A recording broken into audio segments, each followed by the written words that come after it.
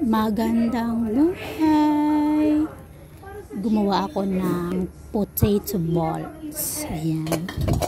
Una, pakuluan lang natin yung ating patatas. And then, malambot na siya. Lagay natin sa isang lagayan. I-mash lang natin. Yan, i-mash lang natin.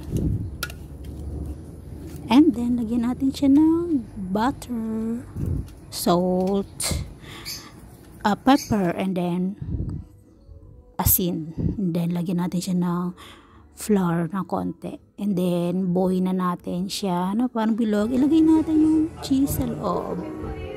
Yan.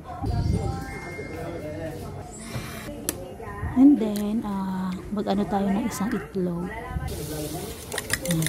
Itlog natin. Nilagyan ko siya ng flour.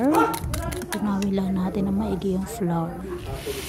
And then, naglalagay din tayo para crunchy yung ating potato balls. Lagyan natin ng breadcrumbs. Yan, i-dip lang natin yung ating potato balls sa egg.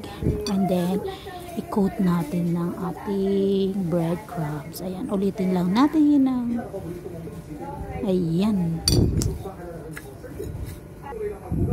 Then, mag-fry na tayo.